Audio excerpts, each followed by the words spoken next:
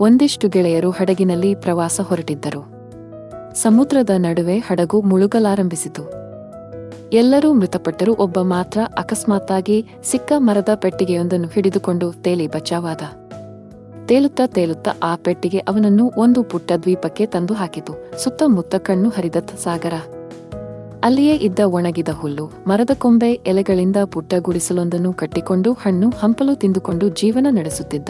ಒಂದಾದರೂ ದೋಣಿ, ಹಡಗು ಈ ಕಡೆಗೆ ಬರದೆ ಹೋದರೆ ತನ್ನ ಗತಿ ಏನು ಎಂದು ಕೊರಗುತ್ತಿದ್ದ. ದಿನವೂ ರಾತ್ರಿ ಸೌದೆ ಒಟ್ಟುಗೂಡಿಸಿ ಬೆಂಕಿ ಹಾಕಿಕೊಂಡು ಚಳಿ ಕಾಯಿಸಿಕೊಳ್ಳುತ್ತಿದ್ದ. ಬೆಂಕಿಯನ್ನು ನೋಡಿ ಯಾವುದಾದರೂ ಹಡಗು ಬರುವುದೆಂಬ ನಿರೀಕ್ಷೆಯಲ್ಲಿದ್ದ. ಆದರೆ ಯಾವ ಹಡಗು ಬರಲಿಲ್ಲ.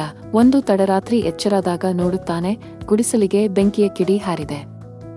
ನೋಡುತ್ತಿದ್ದಂತೆ ಗುಡಿಸಲು ದಗದಗನೆ ಉರಿಯಲಾರಂಭಿಸಿತು. ಅಯ್ಯೋ, ನನ್ನ ಅದೃಷ್ಟವೇ ಕೊಟ್ಟಿ, ನಾನು ದುರದೃಷ್ಟವಂತ.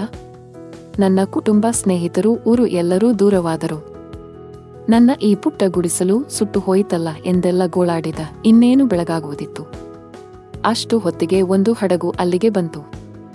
ಹಡಗಿನ ಕ್ಯಾಪ್ಟನ್ ಇಳಿದು ಈ ವ್ಯಕ್ತಿಯ ಹತ್ತಿರ ಬಂದ. ಅರೆ, ನೀವು ಹೇಗೆ ಇಲ್ಲಿಗೆ ಬಂದಿರಿ ಎಂದು ಕೇಳಿದ ಈತ. ಬಹಳ ದೂರದಿಂದಲೇ ಇಲ್ಲಿಂದ ಬೆಂಕಿ ಕಾಣಿಸಿತು. ಯಾರೋ ಅಪಾಯದಲ್ಲಿದ್ದಾರೆಂದು ನಾವು ಬಂದೆವು ಎಂದ ಕ್ಯಾಪ್ಟನ್.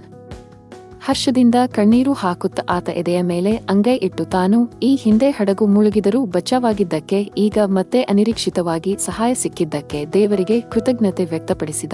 ನಮ್ಮ ಸಮಸ್ಯೆಗಳು ನಾವಂದುಕೊಂಡ ಹಾಗೆಯೇ ಬಗೆಹರಿಯಬೇಕೆಂದಿಲ್ಲ. ಕೆಲವು ಸಲ ಅತ್ಯಂತ ಅನಿರೀಕ್ಷಿತವಾಗಿ ಊಹಿಸಲಾಗದ ರೀತಿಯಲ್ಲಿ ಪವಾಡಗಳು ಸಂಭವಿಸುತ್ತವೆ. ಹಾಗಾಗಿ ಕಷ್ಟದಲ್ಲಿದ್ದಾಗ ವಿಧಿಯನ್ನು ದೂಷಿಸುವುದರಿಂದ ಯಾವುದೇ ಪ್ರಯೋಜನವಿಲ್ಲ. ಗುಲಾಮಗಿರಿಯಿಂದ ತಪ್ಪಿಸಿಕೊಂಡು ಅಮೆರಿಕದ ಪ್ರಸಿದ್ಧ ರಾಜನೀತಿಜ್ಞರಾಗಿ ಖ್ಯಾತರಾದ ಫ್ರೆಡರಿಕ್ ಡಗ್ಲಾಸ್ ತನ್ನ ಆತ್ಮಕಥನದಲ್ಲಿ ಗುಲಾಮಗಿರಿಯ ಕತ್ತಲೆಯಿಂದ ಹೊರಬರಲು ತನಗೆ ಭರವಸೆ ಮತ್ತು ನಂಬಿಕೆಗಳು ಬೆಳಕಾಗಿ ದಾರಿ ತೋರಿದವು ಎನ್ನುತ್ತಾರೆ. ಪರಿಸ್ಥಿತಿ ಹೇಗೇ ಇರಲಿ, ಸಂಕಷ್ಟದ ಸಂದರ್ಭದಲ್ಲಿ ಆಶಾವಾದವನ್ನು ಕಳೆದುಕೊಳ್ಳದೆ ನಮ್ಮ ಕೆಲಸ ನಾವು ಮಾಡುತ್ತಿರುವುದೇ ನಮ್ಮನ್ನು ಕಾಪಾಡುವ ದೊಡ್ಡ ಶಕ್ತಿ.